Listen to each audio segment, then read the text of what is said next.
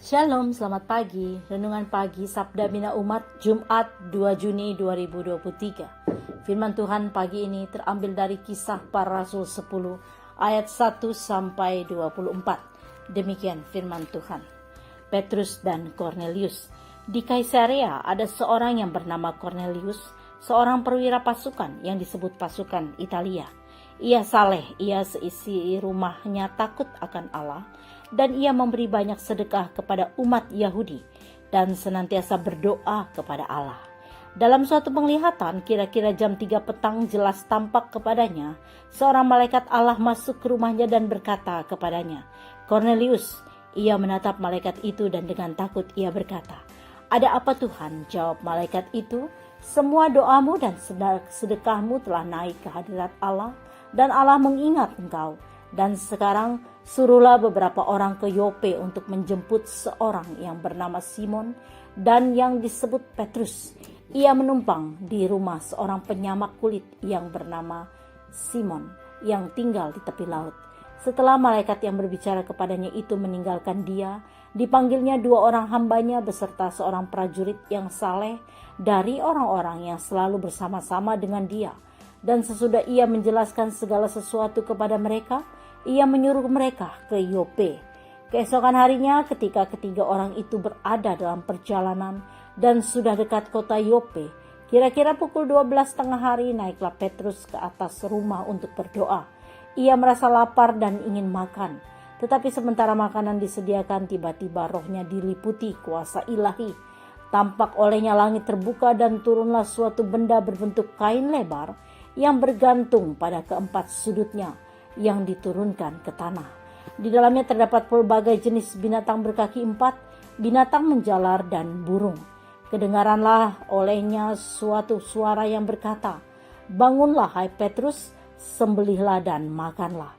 Tetapi Petrus menjawab, "Tidak Tuhan, tidak, sebab aku belum pernah makan sesuatu yang haram dan yang tidak tahir."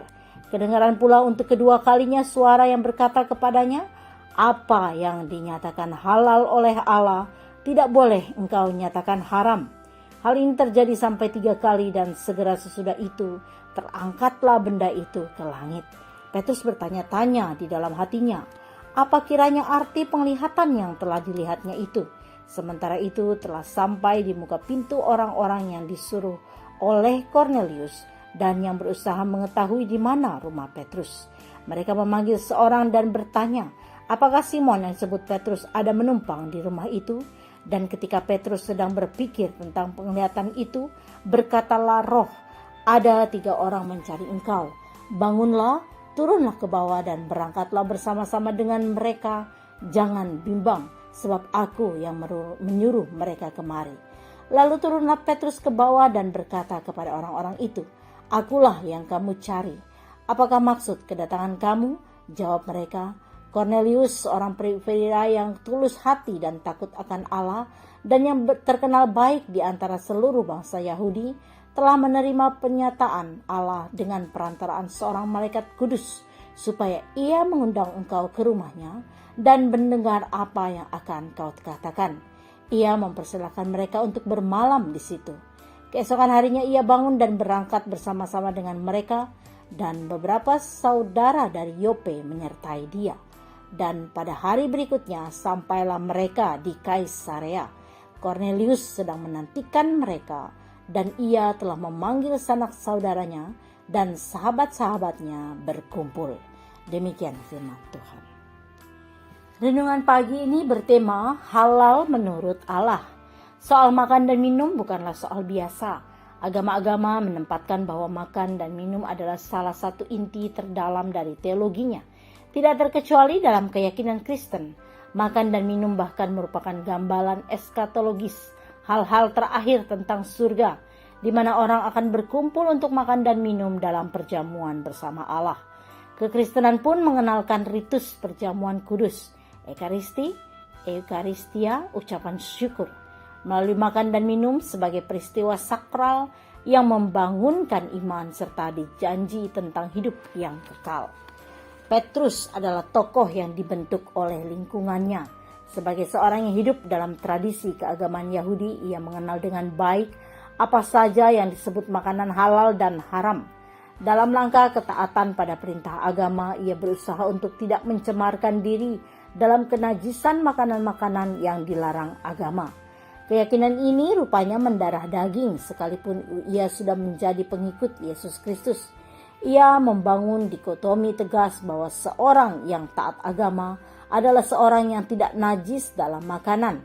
Hal ini rupanya menurun dalam cara bersikap terhadap orang-orang yang berasal dari bangsa lain yang dicap sesat, najis, bukan umat Tuhan dan menuju kebinasaan. Prinsip dasar soal halal dan haram tidak lagi dilihat dalam rangka kesalehan semata, melainkan sarana memuliakan Allah, bukan manusia untuk makanan, sebaliknya makanan untuk manusia, dan percaya bahwa semua itu asalnya dari Tuhan. Dalam peristiwa makan yang muncul adalah rasa syukur atas pemeliharaan Tuhan. Di sini firman Tuhan menjadi instansi kritis dalam rangka mengungkapkan hak bakti seseorang. Selama dinyatakan halal oleh Allah, tidak boleh dinyatakan haram.